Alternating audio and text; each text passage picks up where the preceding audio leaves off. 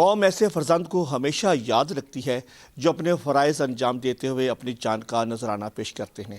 15 Azad Kashmir regiment کے سپاہی محمد اشرف شہید سیاچن کے بلند ترین محاذ گیان سیکٹر میں 13 جون 2004 کو جام شہادت نوش کیا۔ شہید کی جو موت ہے وہ قوم کی حیات ہے، شہید کا جو لہو ہے وہ قوم کی زکوٰۃ ہے۔ میرے والد محترم بہت ہی اچھے اور سادہ لو انسان تھے۔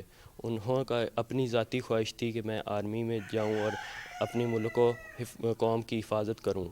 17ویں برسی پر محمد اشرف شہید کا بیٹا اپنے والد کے نقش قدم پر چلنے کے لیے پرعزم ہے۔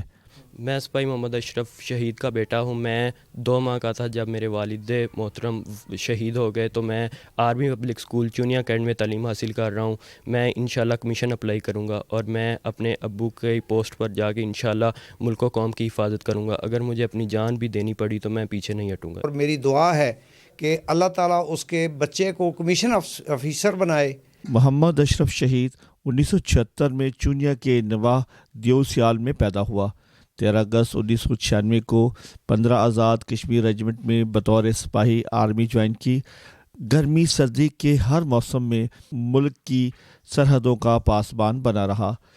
اسی اثنا میں دنیا کے بلند ترین محاذ سیاچن کے گیانگ سیکٹر میں 12 جنوری 2004 میں بھارتی گولہ باری سے اپنے 11 ساتھیوں سمیت شدید زخمی ہو گئے، جس کے بعد زخموں کی تاب نہ لاتے ہوئے 13 جنوری 2004 کو جام شہادت نوش پائی۔ میں ایک آرمی پرسن محمد اشرف میں نے اپنے ہاتھوں سے بھرتی کروایا تھا، خود بھرتی کروایا تھا۔ بہت اچھا جوان تھا، بہت لگن کے ساتھ اس نے ملک و قوم کی حفاظت کرتے ہوئے جام شہادت نوش کیا۔ گاؤں دیو سیال میں ان کا جسد خاکی پورے فوجی اعزاز کے ساتھ سپرد خاک کیا گیا۔ میرے والد محترم بہت ہی اچھے اور سادہ لو انسان تھے۔ انہوں کا اپنی ذاتی خواہش تھی کہ میں آرمی میں جاؤں اور اپنی ملک و قوم کی حفاظت کروں۔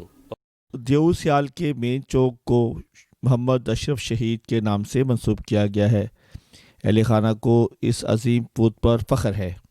بے شک جو اپنی جان کو قوم پر قربان کر دیں وہ شہید ہو جاتے ہیں، اور شہید ہمیشہ زندہ اور جاوید رہتے ہیں۔